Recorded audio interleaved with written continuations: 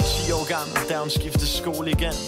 Tredje gang på 2 år, det var rutinen for hende. Og hun vidste udmærket godt, hvad der ventede hende, da hun tog hjemmefra. Det samme show, det samme had, de samme kommentarer. Hun var klassens tykke pige, skolen var et helvede. Hun legede altid kun de samme lege, og havde altid kun sig selv med. Lidt efter lidt medvind, men valgte hurtigt at give op. Hun lærte at hade sig selv, sit ansigt og sin krop. Løg sig syg for skole, frygtede timerne, pirkede fra dem. Hun var bange, græd sig selv i søvn hver aften. Og hendes mor var ligeglad, når hun en sjælden gang var hjemme. Hun var den mindste af 4, man lagde sjældent mærke til hende.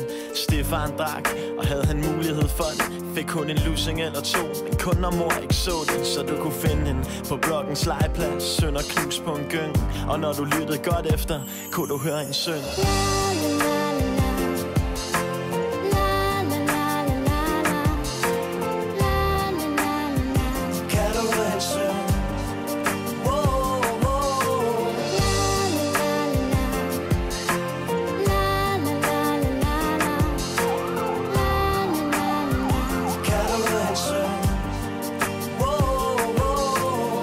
Til en privatfest, en fucked up en af slagsen. Forvirret, fortvivlet, kunne aldrig finde takten. Men hun følte sig ganske lykkelig, når hun var fuld. Hun endte som altid at drikke sig selv om kul. Bedøvet af booze, halvnøgen i en seng. Og en dreng ved siden af hende, fordi døren stod på klem. Hun var så træt, at hun ikke magtede at gøre modstand. Lukkede bare øjnene og tænkte på noget andet. Tænkte på sin drøm om at blive sanger i et band, om at være på forsiden af bladet og have masser af fans. Men efteråret kom, hun blev gravid, hun var ligeglad. Folk pegede fingre af hende og råbte af hende på gaden. Og ensomme mænd besøgte hende, flere og flere. Hun skulle have råd til sprutstoffer, babytøj og blæer. Men man tog barnet fra hende, og hun tænkte, at bare helvede begynde. Og man kunne høre hende synge.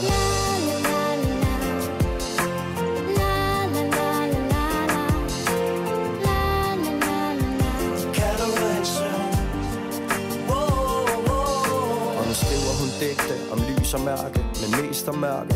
Og hun råber om hjælp, men ingen hører det. Hun står ude foran hovedbanegården. Det sner, hun er på vej hjem, og det er tidlig morgen. Hun sætter sin yndlingsplade på sin pladespiller, alene på sit værelse med en håndfuld sovepiller. Hun lukker øjnene, og hun er klar. Visker til englene, kom, tag mig væk herfra. Hun kigger sig i spejlet, og hun græder lidt. Forbander den kærlighed, som hun aldrig fik. Og nogen hamrer på døren, hun hører ingenting. Hun glæder sig bare til det sted, hun skal hen, og du kan høre hende synge.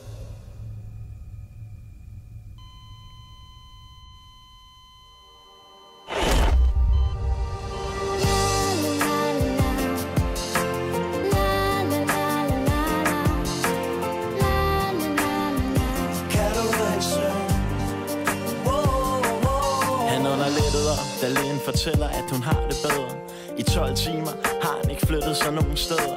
Han har ventet på at se hende åbne øjnene igen, efter han fandt hende kold og livløs i hendes seng. Hun husker ikke meget, og hun kan knap nok kende ham. Han smiler bare og kysser hende på panden en enkelt gang. Han har altid elsket hende, men gjorde aldrig noget ved det. Og hun har været for langt ude til at overhovedet kunne se det. Men da han tager hendes hånd og ærer hendes hår forsigtigt, er der noget, der siger hende, at det her kunne være rigtigt.